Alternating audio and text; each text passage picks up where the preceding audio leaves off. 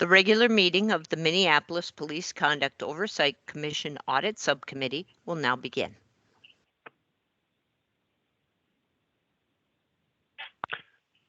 Thanks, Lisa. Good afternoon. Welcome to the regular meeting of the Police Conduct Oversight Commission Audit Subcommittee for January 24th, 2022. I am Jordan Sparks, and I am the acting chair of this subcommittee. As we begin, I will note for the record that this meeting has remote participation by members and city staff as authorized under Minnesota Statute Section 13D.021 due to the declared local public health emergency. This meeting will be recorded and posted to the city's website and YouTube channel as a means of increasing public access and transparency. This meeting is public and subject to the Minnesota Open Meeting Law. At this time, I will ask the clerk to call the roll so we can verify a quorum for the meeting. Commissioner Crockett. Here. Commissioner Sparks. I'm here. Commissioner Pino is absent. There are 2 members present. Perfect. All right, let the record reflect that we have a quorum. Next, we will proceed to our agenda, a copy of which has been posted for public access to the city's Legislative Information Management System, which is available at lims.minneapolismn.gov. The first motion is the adoption of the agenda and acceptance of minutes from our last meeting on December 27th. May I have a motion to adopt the agenda and accept the December minutes? I second motion.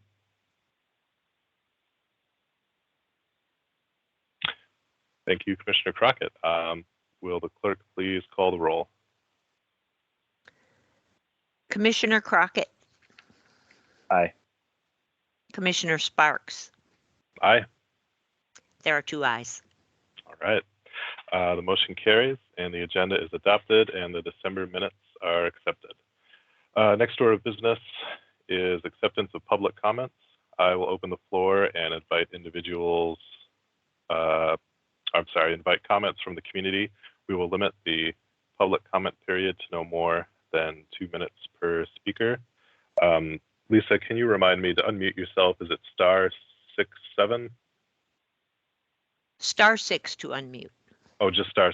Okay, perfect. All right, so we will limit public comment period to no more than 2 minutes per speaker, and you want to press *6 to unmute. So with that, are there any community members on the line who wish to address the commission?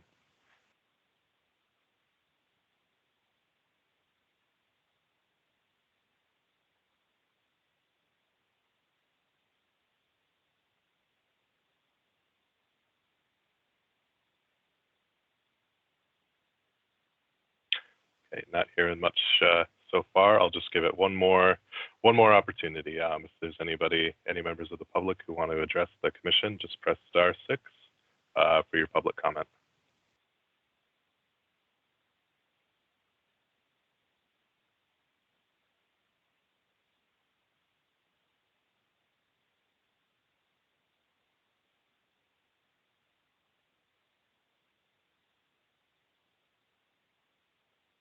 All right, I'm not hearing anybody wishing to make a public comment, so we will move on to unfinished business. I think our first item under unfinished business is the no-knock warrants, or I think we've also been trying to call them unannounced warrants. And my understanding is, Christopher Band, you have an update for us on the study, and you were going to walk us through that. Yep. So I emailed out a copy of the exploratory data by email this morning. I don't know if you've had a chance to look at it yet, but we can just go through that fairly quickly. So we had the methodology, the questions that we wanted answered, and then the results are broken out by precinct. So we have a comparison of the Q1 results from 2020. And then compared with 2021, so the table 1 splits them out by precinct, including warrants that are done outside of Minneapolis. Table 2 is the type of investigation. So this is the number of warrants where they cite either narcotics, firearms, or gang interdiction when they're applying for the warrant. And then we went through the justification for unannounced entry. For certain, as we talked about previously, certain types of warrants would suggest the need for a SWAT team to be deployed to do the unannounced entry, particularly ones involving firearms or night capped. So search warrants done outside the hours of 7 a.m. to 8 p.m. Table 3 has whether the warrants were night capped, whether the target of the warrant was present in the address, and then if evidence was recovered. That would be page 5. They would call over search warrant. It's not always on page 5, but that's the part that gets inventoried and lodged with the court. And then the final item we looked at was the injuries. We only identified within the sample 1 civilian injury and 1 law enforcement officer injury. I would need to clarify this with Ryan, but I don't believe that was through force from either side during a search warrant. I believe the officer was a full injury, and I can't remember what the civilian injury was, but I don't believe it was from law enforcement. I can clarify that. And then, as we had talked about previously, there's nothing that stands out from the data that we have as there being issues with the way in which the warrants are executed. Although we know from the previous talks that the Commission has received from various groups, as well as news stories across the country, that when things go wrong, they can go very wrong. So as we talked about previously, if there are comments about policy changes that the Commission believes could be made, then that is something that could certainly be attached.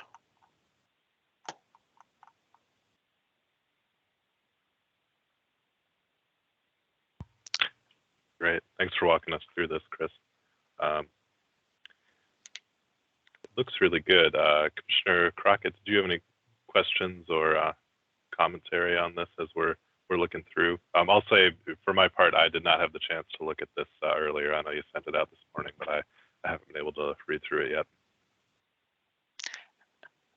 Yeah, and I mean, when you have the opportunity to look through it, if there are any other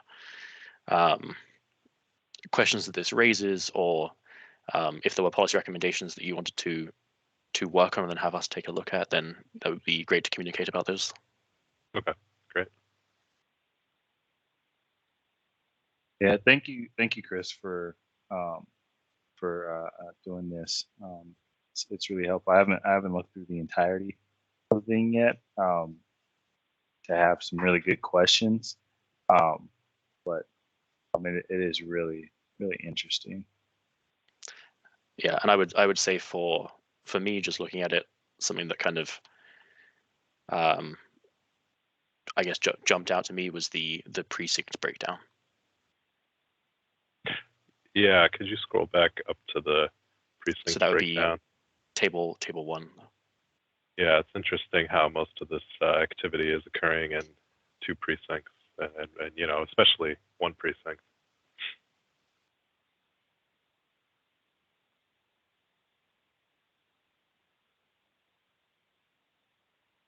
Yeah, and precinct 1, I think, could be explained by there being quite a limited amount of residential properties.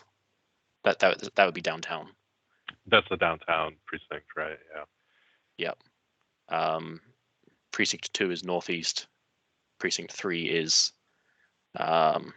south Minneapolis. Precinct 4 is north Minneapolis, and Precinct 5 is like the southwest.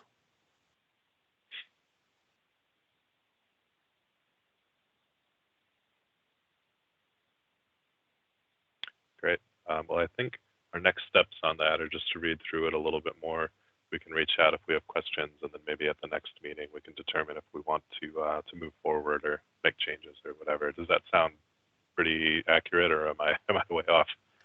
Yep, and I would just remind you of the rubric that we had worked on previously after the Commission had received a I think that was in the August meeting, after the commission had received a presentation from No Knock, Minnesota, where we compared some of the suggestions that they made with what is currently in policy or in state law. So he wanted to consult that for any policy ideas as well. I think that would be useful. Great reminder. Thank you.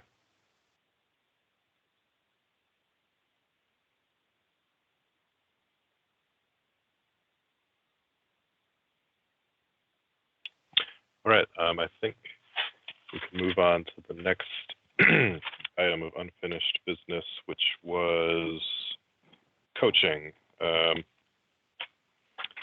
Check my notes from our last meeting here.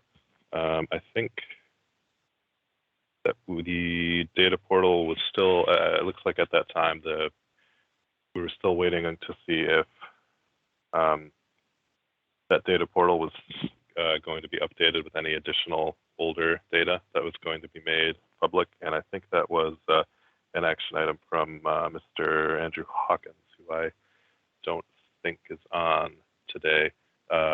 Chris, are you able to advise on that at all? I'm afraid I do not have an update about the old data being, not new data, the old data kind of being reframed in the way in which it's presented, and more information being provided on the old data. I don't know where that is at. Okay. I think thanks, Chris. I appreciate it. I think we've been hoping for an update from Mr. Hawkins for a couple of months now. Lisa, is it appropriate to send him a communication of some kind since he hasn't been able to attend these meetings? How would we go about doing that? I can certainly forward to him that you would like an update at the next meeting. Okay, thanks. I appreciate it. We'll add that to the agenda. All right. Thanks. I think that'll work. Commissioner Crockett, do you have anything on that point?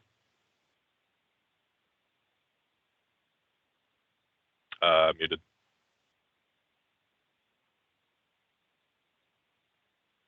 Hey, I don't. Sorry. Okay, good deal. Let's move on to the arbitration research and study.